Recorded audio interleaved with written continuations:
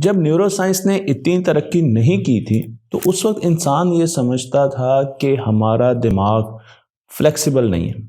Specially जैसे जैसे हम बड़ी उम्र को पहुंचते हैं तो हमारा दिमाग बदल नहीं सकता। छोटी उम्र के बच्चे या नौजवान तो अपने दिमाग को बदल सकते हैं, यानी कि नई चीज़ें सीख सकते हैं, अपनी आदतों को बदल सकते हैं। लेकिन जो जो उम्र बढ़ती जाती है ये कैपेबिलिटी इंसान में ख़त्म होती जाती है। लेकिन मैं आपको ये बताने जा रहा हूँ कि ये एक मिथ थी, एक फर्जी कहानी थी। आज की साइंस हमें ये बताती है कि हम किसी उम्र में भी अपने दिमाग को बदल सकते हैं। दिमाग का बदलना एक हतमी बात है, लेकिन कितनी मिकदार में अपने दिमाग को बदल सकते हैं ये ज़रूर उम्र पर मुनहसर करता है। मैं आपको यहाँ पर एक बहुत बड़ी शोरा आफाक रिसर्च स्टडी की तरफ लेके जा रहा हूँ, जिसे रोजनवेग और बेनेट ने 1972 में किया। और इस स्टडी में देखा गया कि एनवायरनमेंट का, हमारे इर्द गिर्द के माहौल का हमारे दिमाग पर क्या असर होता है। इन स्टडीज़ में अमूमन चूहों को लिया जाता है और उसकी वजह यह है कि इंसान के दिमाग का अगर कोई छोटा मॉडल है तो वो चूहों का दिमाग है, बहुत ज़्यादा मिलता जुलता है। अगर आप चूहों के न्यूरॉन को लें और इंसान के न्यूरॉन को लें तो उनमें आपको बहुत कम फ़र्क नज़र आएगा।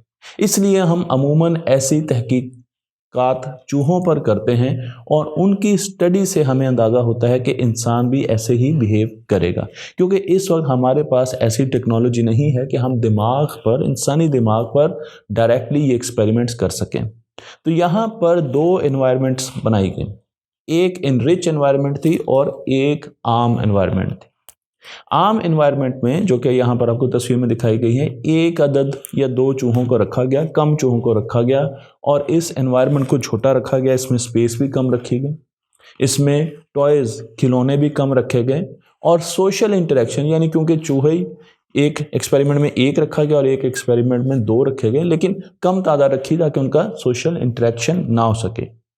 लेकिन इनरिच एनवायरनमेंट, जो कि आपको बड़ी स्पेस नज़र आ रही है, अगर आप यहाँ पर देखें तो यहाँ पर आपको एक ऐसा केज नज़र आ रहा है जहाँ पर हमारे पास जगह भी ज़्यादा है, वहाँ पर और भी बहुत से चूहे हैं, तो वो आपस में सोशल इंटरेक्शन कर सकते हैं, दोस्तियाँ कर सकते हैं, फ्रेंडशिप कर सकते हैं।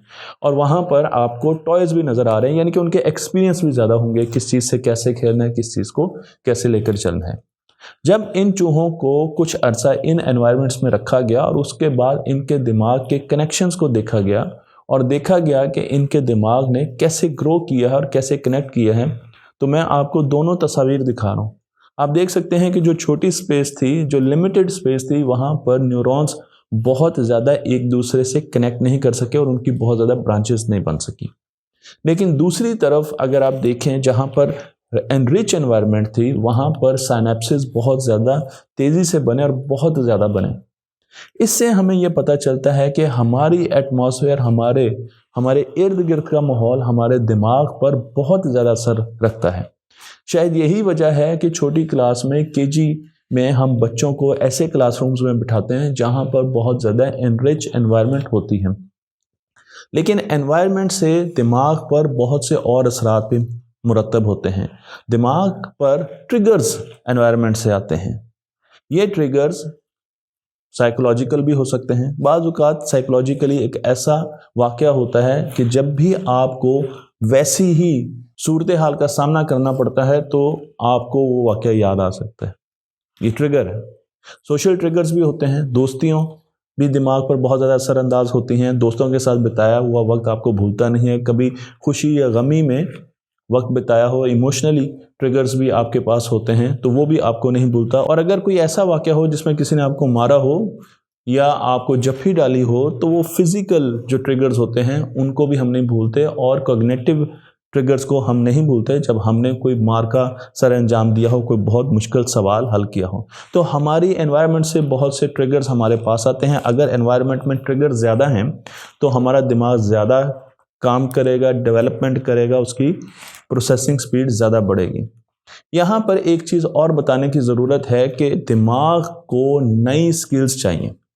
अगर आप नई स्किल्स, नए एक्सपीरियंसेस नहीं ले रहे तो आपका दिमाग आहिस्ता आहिस्ता बुढ़ापे का शिकार है और उसके कनेक्शंस महदूद होंगे और आपको चीज़ें भूलना शुरू हो जाएंगी। और उसके साथ साथ साइंस ये भी कहती है कि आपको बीमारियां, बुढ़ापे की बीमारियां जो कि दिमाग की बीमारियां होती हैं, उनके लगने के चांसेस भी बहुत ज़्यादा हैं। अगर आप किसी जगह सैर करने गए हैं और बंजी जंपिंग आपने नहीं की तो आपको ज़रूर ट्राई करनी चाहिए। ये बता दूं कि अपनी हेल्थ कंडीशन को देखते हुए इन चीज़ों को ऑप्ट करें। जहाज़ को चलाना सीखें, नई नई स्किल्स को सामने लाएं। अगर आपको कुकिंग नहीं आती, जिस तरीके से मुझे कुकिंग नहीं आती, तो आपको कुकिंग सीखनी चाहिए, क्योंकि जब भी आप कोई नई चीज़ सीखते हैं तो आपके दिमाग के कनेक्शंस बहुत तेज़ी से होते हैं और दिमाग मज़ीद पनपता और फूलता है। गार्डनिंग एक बहुत अच्छा एक्सपीरियंस है। अगर आप गार्डनिंग की स्किल्स सीखना चाहते हैं तो आपको चाहिए कि आप ज़रूर छोटे से हिस्से में अपने घर के एक बाग लगा लें, चंद पौधे रख लें और उनके साथ अपना वक्त गुजारें। तो यहाँ पर यह कहा जाता है कि हर महीने आप सोचें ज़रूर कि इस महीने मैंने कौन सी नई चीज़ सीखनी, क्योंकि जब आप नई चीज़ें सीखेंगे आपका दिमाग मज़ीद से मज़ीद कनेक्शन बनाता जाएगा। यहाँ पर यह बात जोर देने के काबिल है कि हमारा दिमाग छोटी उम्र में ज़्यादा फ्लेक्सिबल होता है। एक बच्चे का दिमाग ज़्यादा फ्लेक्सिबल होता है और उसकी एक साइंसी वजह भी है, और वही वजह यह है कि हमारे दिमाग के सेल्स, जिनको न्यूरॉन्स कहा जाता है, उनके बाहर एक कोटिंग होती है। छोटी उम्र में वो कोटिंग ज़्यादा नहीं हुई होती, इसे माइलिनेशन कहा जाता है। इस वजह से दिमाग के न्यूरॉन्स की फ्लेक्सिबिलिटी मौजूद होती है। लेकिन जो हमारी उम्र गुजरती रहती है, माइलिनेशन का प्रोसेस बढ़ता जाता है और 30 साल की उम्र में ये प्रोसेस ख़त्म हो जाता है। इसलिए 30 साल के बाद चीज़ें सीखना निस्बतन मुश्किल हो जाता है।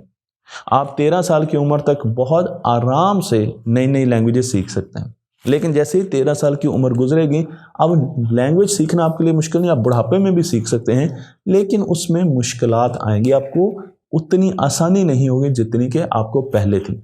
तो जो उम्र बढ़ती जाएगी, आपकी फ्लेक्सिबिलिटी, दिमाग की प्रोसेसिंग स्पीड, उसकी ट्रांसमिशन आहिस्ता आहिस्ता कम होती जाएगी। लेकिन इसका ये मतलब नहीं है कि आप नई चीज़ें सीख नहीं सकते। नई चीज़ें सीखने के लिए आपको अपनी कंफर्ट जोन से बाहर निकलना पड़ेगा। अगर दिमाग को कोई चीज़ ख़त्म कर देती है तो वो है रूटीन्स।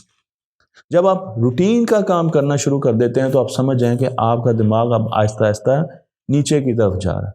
और अगर आपने दिमाग को कोई सरप्राइज़ दिया, आप अपनी कंफर्ट जोन से बाहर निकले, जिस तरीके से आज मैं ये जैकेट पहन के ये वीडियो बना रहा हूँ, क्योंकि ये जैकेट मुझे कभी भी पसंद नहीं रही, तो आप अपने दिमाग को चैलेंज कर रहे हैं, उसको एक सरप्राइज़ दे रहे हैं, एक्साइटमेंट दे रहे हैं, रूटीन से बाहर निकल रहे हैं। तो मैं आपको यहाँ पर ये ज़रूर बताना चाहूँगा कि जो एक्सरसाइजेज हम आपको बताएंगे वो हमको रूटीन से बाहर निकालेंगे। वो कंफर्टेबल आप फील नहीं करेंगे उन एक्सरसाइज में, आपके लिए आसान नहीं होगी, आपको मुश्किल होगी उन एक्सरसाइज करने के लिए। और उनका मकसद भी यही है कि आपको मुश्किल लगे, आपको अपने बैरियर तोड़ने पड़ें, आप अपनी कंफर्ट जोन से बाहर निकलें, आप रूटीन को तोड़ें और इन एक्सरसाइजेस को करें। इन एक्सरसाइजेस को अपनी ज़िंदगी में लाने की कोशिश करें। कुछ एक्सरसाइजेस को अडॉप्ट कर लें, कुछ को आहिस्ता आहिस्ता करें। लेकिन अगर ये एक्सरसाइजेस आप करते रहेंगे तो आपको आसानी होगी, क्योंकि आप अपने दिमाग को फर्दर चेंज कर सकेंगे।